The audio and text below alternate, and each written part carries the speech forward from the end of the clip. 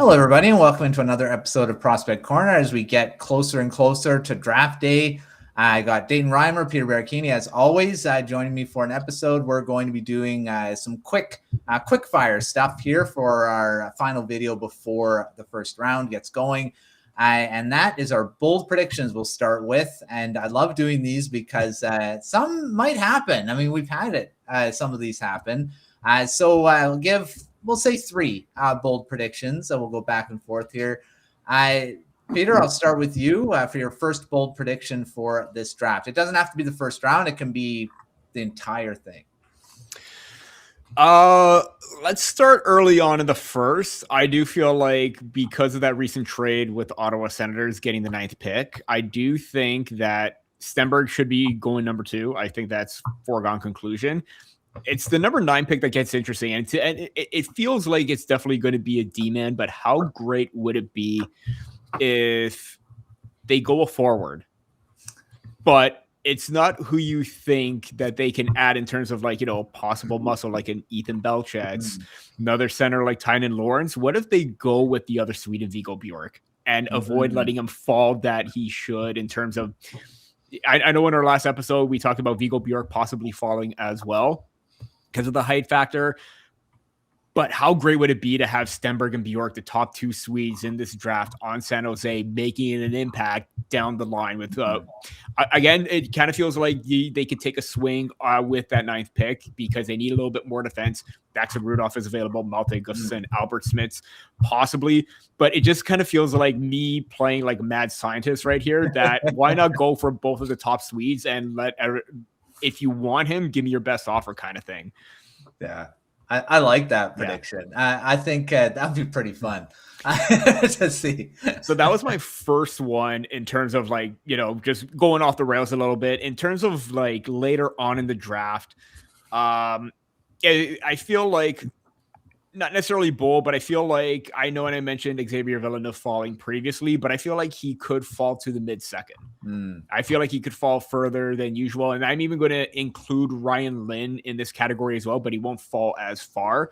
I don't understand why, because I think Ryan Lynn processes the game at a very high level, and I think teams should really take advantage of that. If you're picking in between that 12 to 16 range, he should be a lottery pick. I don't think he should fall further out of that, but I don't know. It just kind of feels like teams may do that, but in Villeneuve's case, it's a case of the whole Lane Hudson effect. Basically, I understand where there are concerns about the defensive game being pushed off the puck. He needs to get a little bit stronger, but it's hard to teach the offensive awareness that he brings. And if you pair him up with a reliable 2-way shutdown defender, I feel like that could be a little bit more of a risk to take.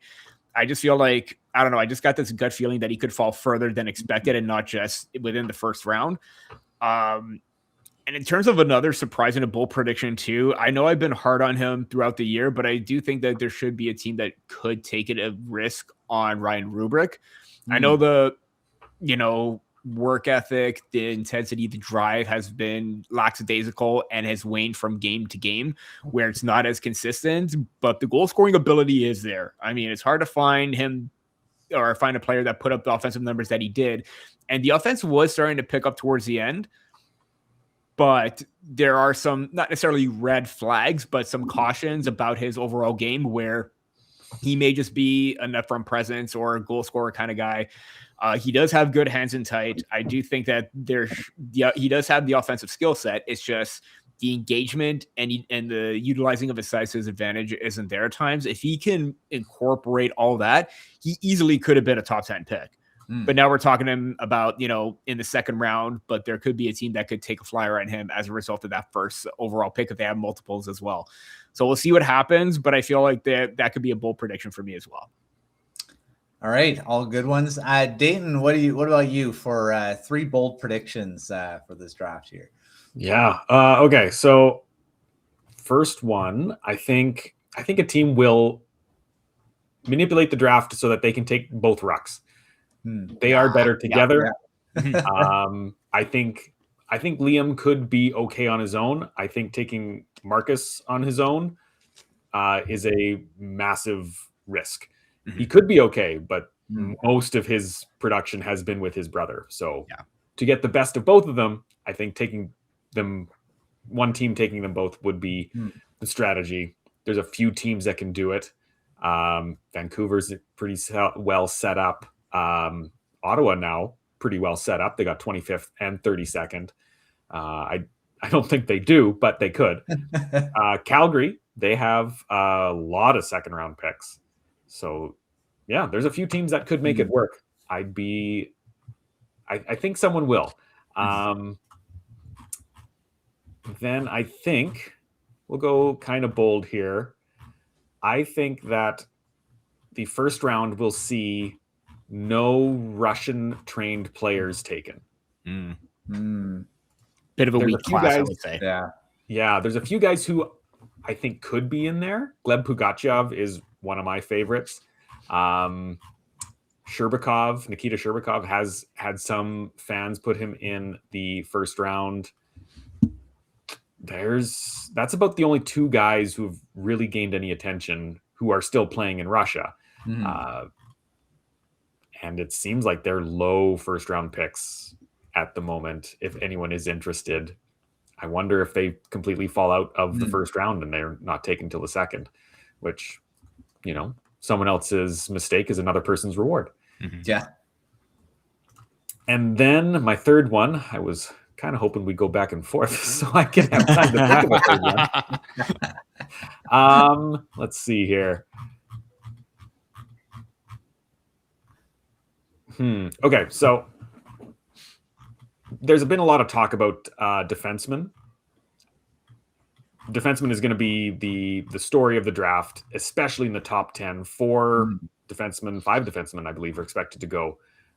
You got Chase Reed, Carson Carrolls, Albert Schmitz, Keaton Verhoff, Daxon Rudolph, and then Malte Gustafsson might sneak in there. Ryan Lynn is a potential talent, although it's likely he does fall. I wonder if we almost see, I won't go half and half, but at least a third of the first round picks are defensemen. That's a good one. Yeah. That could happen. Yeah. There's just too many really, really good ones. And a lot of depth ones too later on that could be taken overall. William Hawkinson, Tommy Blale, Juho Piparainen, Xavier Villeneuve. Lots of really, really good guys. Ben Macbeth has got some first round attention. Brek Liskey, Jakub Vanacek. It's a good year for defensemen. Yeah. I think some teams capitalize on that. I could see it a very defense heavy first round for sure, because you're looking at like even centers. There's not a lot. There are a few, but I think later round, you got Caleb Malholtra is probably going to be the third overall pick. You're looking at, Tynan Lawrence is probably going to be a top 15, but other than that, the other centers are going to be later on.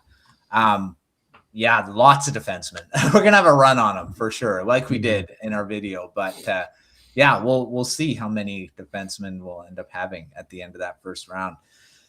All right, well, I'll do a bold prediction, and it has to do with Viggo Bjork. I think the Canucks picked him at 3. But there has been a little bit. It hasn't been a lot talked. Caleb Malholtra's been the huge talk about them picking him, but they're still with the suite. Of course, the Sedins now are in the front office and presidents, and they have some say in who they pick. I don't know. I think Bjork could end up going to the Canucks at 3. So that's my bold prediction, because it is a bit bold that they would pick him, especially over where all the other talk has gone. So that's my one big one, is that Bjork goes at 3. So that's my big one.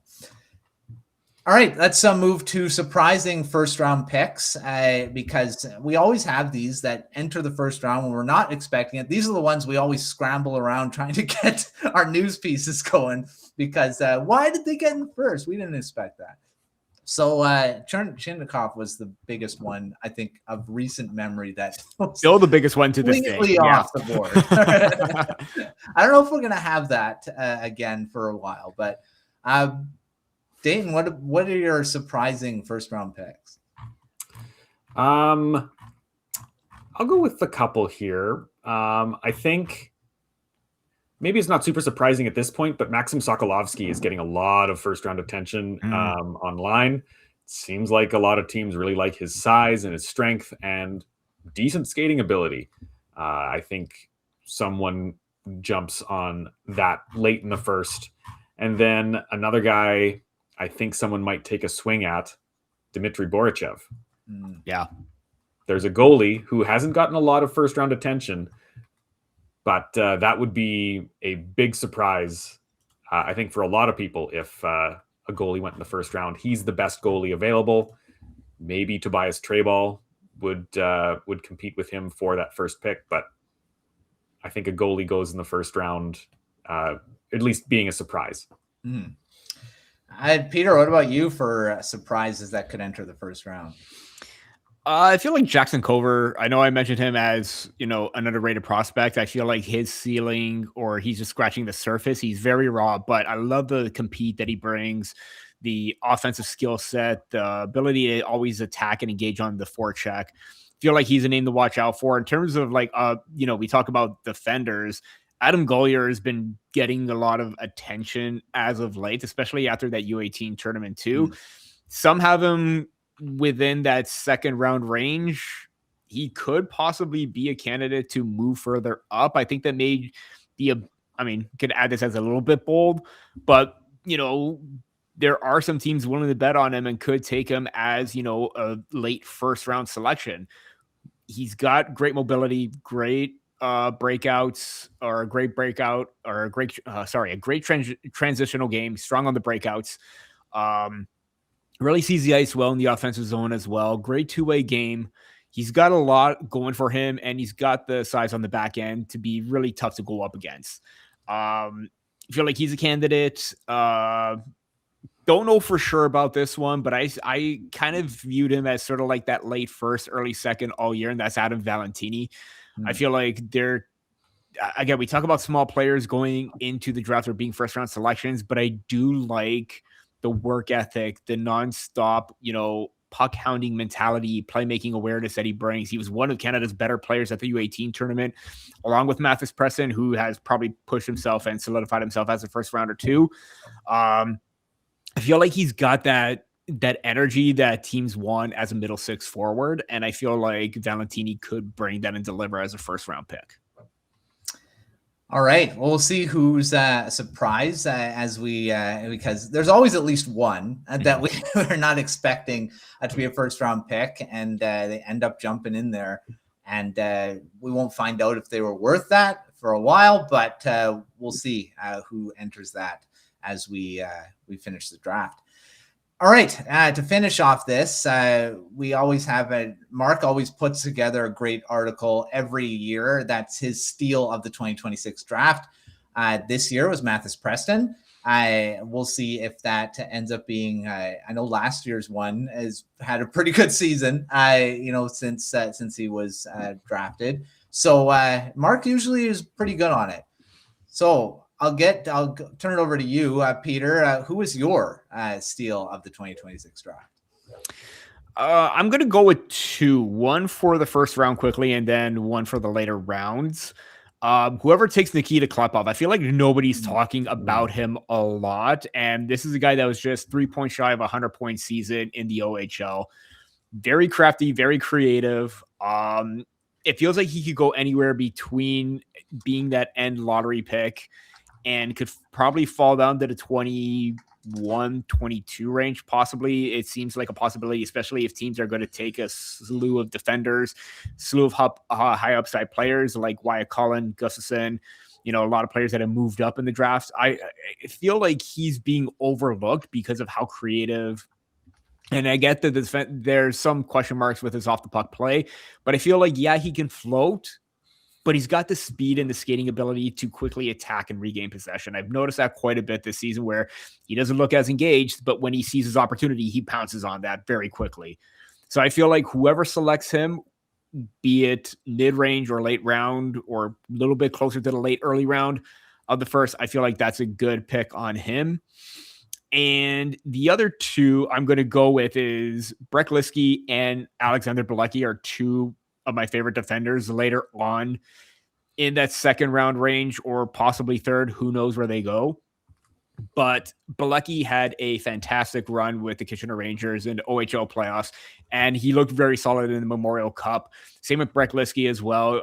Seeing him play, and even at times played with Landon DuPont, and looked pretty comfortable playing with a high upside mobile offensive defender as well. So I feel like whoever takes one of those two defenders as that mid to late second, early third round pick, I feel like that's going to be a high quality defender with a lot of upside within the system. All right, Dayton, what about you? I forgot to mention at the beginning, we're going to split this into a first round and later. So Dayton, what are yours? I think my first round one is Adam Valentini. Might fall out of the first round because of his size. I know we've talked about that before, but he brings just so much energy to everything he does. His coach said, he's like a dog with a bone. He'll challenge anybody, and he doesn't come away, always the loser. Even though there's huge size mismatches, he's very strong. Yeah. If he does get knocked down, he pops right back up. That high end work ethic and that you got that dog in him for lack of a better term. I think that's going to make him a very productive player in the future. A steal for the later rounds. I'm very thankful that this guy's starting to get some attention as a second round pick, because he wasn't for a long time, and that's Zach Olson. And almost what you could say about Adam Valentini, you could say about Zach Olson, but he's got, I believe, 2 inches on him, 2 or 3 inches. Zach Olson has the size and also that snarl, that work ethic. There's a little bit of that Zach Nyes in him. He's very, very good. He was excellent with Saskatoon this season. Easily my favorite player to watch anytime I'd go to a game. He's a pretty solid skater, pretty solid offensively, very engaged defensively. A really all-around player that deserves that second round spot. And I think he's going to outperform expectations next season. All right, I'm gonna go, and I'm gonna go with Viggo Bjork again for this one, because I really think, even though he's going to probably end up being a top 15, I mean, at the very worst, I'd say is going to be top 15, is that he's going to end up being one of the better players of this draft class. When we are, 5 years down the road, we'll be like, well, why did he go? If he goes third, then no, we won't be like, oh yeah, that's for sure. But I really think he's going to end up being a real big part of the NHL at some point, because the way he played just from the World Juniors right away, I was impressed by him, and then he's just continued on. So I think he might not be a super big steal, because I think he is going to be drafted high. It's just I think he's going to end up being someone that's going to be much more impactful than a lot of people are some people are saying that he will be now, but I think he's going to end up being a lot more than is talked about. So Bjork is mine. Steal for sure. But make sure to check out everything at thehockeyridge.com. We got, of course, all the great coverage there with the draft guide and all of our other stuff going on. And make sure you're tuned in when we do the draft, when the draft is on Friday. And we'll also have our usual reaction episode after the first round and leading into the second round. And then our big breakdown afterwards in our next episode the week after. But thanks, Dayton. Thanks, Peter, as always, for coming on, and of course, all throughout the season as we've done this draft, as we get ready for the draft. But until our next episode, and which will be after the draft, we will see you next time.